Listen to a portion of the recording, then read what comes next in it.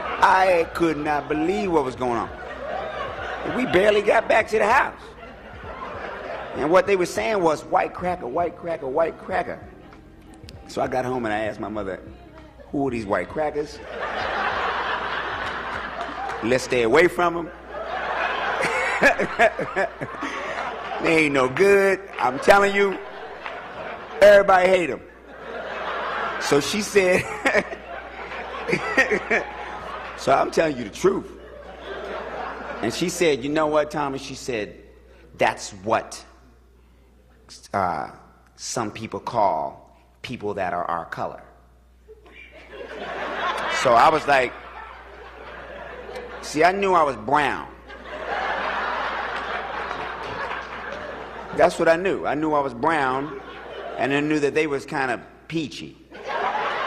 If they wasn't white, I really thought color. You know, I had crayons and everything. You know, I mean, I thought color for real.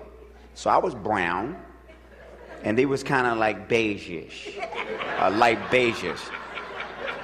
So she said there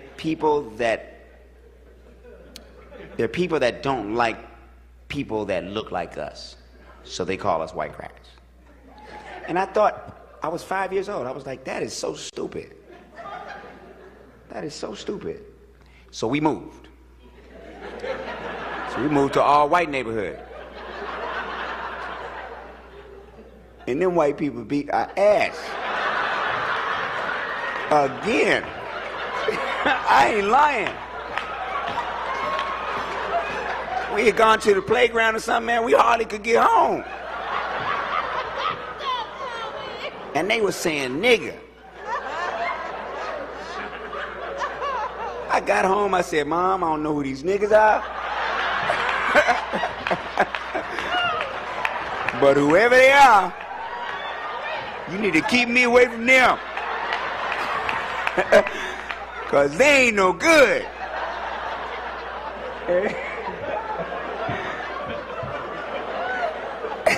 I'm serious now. So, she said, some people don't like the color you are. We're back on Your Voice with funny man himself, Mr. Tommy Davidson. You know, I have to tell my viewing audience, it is so difficult to do this show, not because of Tommy Davidson, because he is so funny, he keeps you in stitches, man. You're just a gift, man, from God. I really believe that, man. Thank you, man. I mean, we have much love for you, man. Yeah, I was going to say, man, don't be leaving me hanging on my show, man.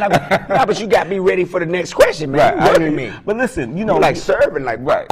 You're so serious, man, but yet so funny, man, and yet so real. I want to ask you this question. How do you manage that in Hollywood, man? Hollywood to me is, I mean, it's like a fake, an unreal situation. How do you handle that? I couldn't do the Hollywood thing, man, because I mean, I'm just a little too real for all that fakeness and what you're wearing. You know, on the red carpet, you know, no one ever asked you what you were wearing. Right. They better not have, anyway. Exactly. No, I hear you. I hear you. Well, you know, first of all, I'll say objectively that, first of all, you got to really love it to really want to be there.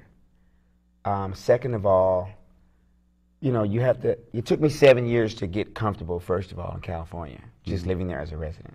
Anyway, just because I was from the East Coast, there's 4 seasons. East Coast? Yeah, East Coast, baby. There's 4 seasons. It's a different, it's a, you know, just, it's a different social setting. You know, California relatively is newer. It's a newer place. Yeah, it is. Compared to the East Coast has been there, you know. So it's different, a lot of things that I wasn't familiar with, but it also took me about 7 years to get comfortable with my career.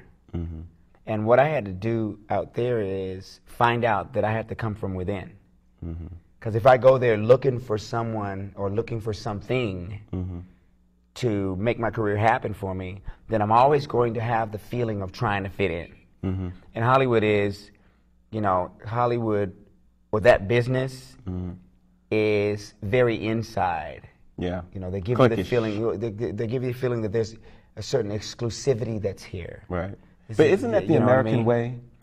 I'm serious. I mean, when you really think about it, isn't that the American way? Somebody has to have and somebody has. It's kind of a dualistic, it's an either or rather than a both and. I mean, don't you think? Well, I mean, I think any capitalist society is based on competition. Right. And class. Yeah. One of the reasons why slavery was abolished was so that the industry could take on this momentum, so they can create the competition, so that the industry can keep going. Right. So without competition, capitalism doesn't really work. Right. Not saying that communism is the answer, but there are social means of ways of sharing resources. It was one of the reasons why Jesus threw the daggone table over, because he was like, y'all with this money, y'all gonna ruin everything. Right.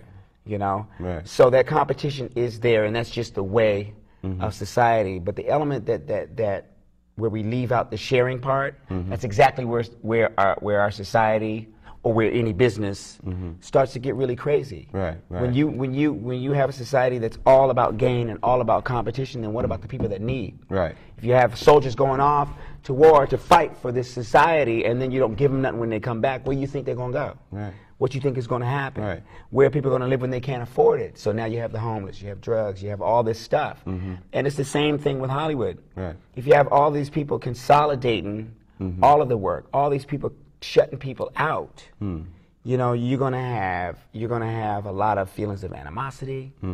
You're gonna have unwelcome competition. I mean, or it comes down to two things for me. It's really weird in Hollywood. Right. Two of the things I've been able to avoid. Give us both in 10 seconds. Okay. Immoral competitivism and an inflated sense of importance. Wow. And so if I can avoid those two things, right, I'm cool. And you've managed to really stay balanced. And my last question, and we have about 30 seconds to do this.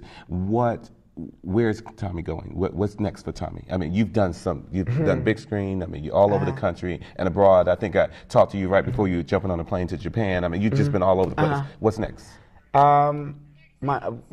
Getting my own movies going, my own film company, authoring books. I can't wait to reach in charge of my destiny. Yeah, and staying focused on that. Yeah. Well, Tommy, you have to promise us, man, that you're going to come back. I'll be back.